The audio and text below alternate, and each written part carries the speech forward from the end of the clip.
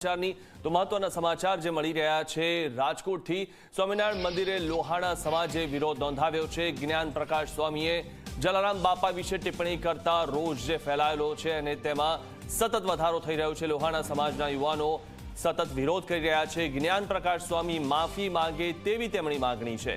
વફાટ બાદ જ્ઞાન પ્રકાશ સ્વામી ગુમ થઈ ગયા છે, તો આવું બોલું જ શું કરવા કે જેના કારણે ભાગી જવું પડે। લોહાણા સમાજના યુવકોની પોલીસે અટકાયત કરી છે અને મહત્વની વાત એ છે કે જ્ઞાન પ્રકાશ સ્વામીએ આવીને માફી માંગવાની જગ્યાએ હવે તેઓ ગુમ થઈ ગયા છે। તમારા સહયોગી ગૌરવ દવે અમારી સાથે જોડાયા છે। જી ગૌરવ। જ્ઞાન પ્રકાશ સ્વામી દ્વારા જે રીતના જલારામ બાપા પર જે ટિપ્પણી કરવામાં આવી અને તેને લઈને લોહાણા સમાજના જે યુવાનો વિરોધ કરી રહ્યા હતા તેમની પોલીસ દ્વારા અટકાયત છે તે કરવામાં આવી છે। મારી સાથે લોહાણા સમાજના આગેવાનો છે, તમે શું કહેશો? અટકાયત કરવામાં આવી, વિરોધ નથી કરવા દેવો? અટકાયત જે સરકાર કરે છે એ ખોટી છે। આની અંદર સરકારે રઘુવંશી પરિવારને સપોર્ટ કરવો જોઈએ, કારણ કે સ્વામીજી જે બોલ્યા છે તે ખોટું બોલ્યા છે। આ અટકાયત કરવાને બદલે સ્વામીજીની ધરપકડ કરવામાં આવે એવું હું કહેવા માંગુ છું। યુવાનોને શું માંગ? યુવાનોની એટલી જ માંગ છે કે વીરપુરમાં આવી પલોઠી વાળી અને માફી માંગે તો જ અમે શાંત પડીશું। ખાસ કરીને જે નિવેદનો આવી રહ્યા છે, સમાધાનની વાત આવી રહી છે કે માફી માંગી લેવામાં આવી છે, કઈ રીતે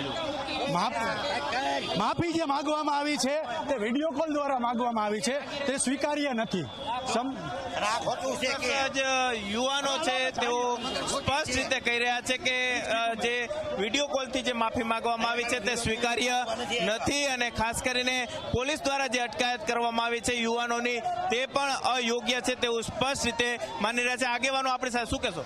આ અયોગ્ય છે, આ વ્યાજબી નથી। અમે કઈ બાંધવા અહીંયા આવેલા નથી, હથિયાર લઈ નથી આવેલા, રજૂઆત કરવા આવેલા છીએ। અમારા સ્વયંસેવકોની ધરપકડ કરવામાં આવેલી છે। સ્વામીનું પુતળું બારવાનો પ્રયાસ, સ્વામીના પુતળા બારવાનું હતું પણ બાળ્યું નથી। અમે ખાલી સ્વામીના પુતળા ઉપર સ્વામીનો ફોટો લગાડી અને એને પગથી જ નુકસાન કરેલું છે। સ્વામીનું પુતળું બાળવામાં આવ્યું નથી અને આ ધરપકડ થઈ રહી છે તે ખરેખર ખોટી થઈ રહી છે। ધરપકડ સ્વામીજીની કરવાની છે, અમારા સ્વયંસેવકોની કે અમારા આગેવાનોની ધરપકડ કરવાની જરૂર નથી।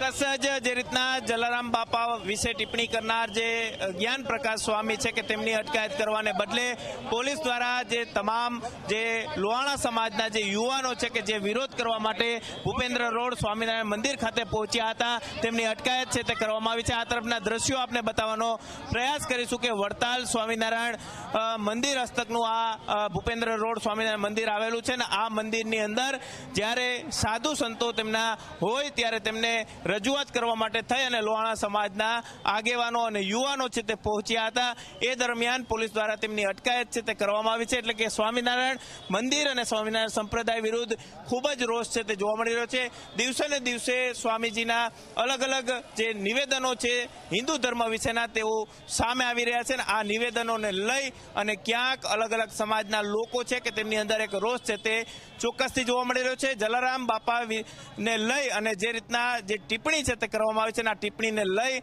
અને માત્ર રઘુવંશી સમાજ જ નહીં પરંતુ તમામ જ્ઞાતિના લોકો છે કે તેઓની અંદર એક રોષ છે તે જોવા મળી રહ્યો છે ને આજે જે રીતના ભૂપેન્દ્ર રોડ ખાતે લોહાણા સમાજના જે યુવાનો વિરોધ કરવા અને રજૂઆત કરવા માટે આવી રહ્યા હતા તેમની અટકાયત છે તે પોલીસ દ્વારા કરી લેવામાં આવી છે। કેમેરા પર્સન ઉદય પવાર સાથે ગૌરવ દવે, ઝી મીડિયા, રાજકોટ। તો જે રીતે આજે યુવાનો છે, લોહાણા સમાજના યુવાનો છે, તેઓ વિરોધ કરવા માટે સ્વામિનારાયણ મંદિરે ગયા હતા અને તેઓની માત્ર એક જ માંગણી છે કે આજે બફાટ કરનાર જે સ્વામી છે જ્ઞાન પ્રકાશ સ્વામી કે જેમણે બફાટ કર્યો અને હવે તેઓ ગાયબ થઈ ગયા છે, માફી તેઓ આવીને વીરપુર આવીને માફી માંગે એટલી જ આ લોહાણા સમાજના યુવાનોની માંગણી છે।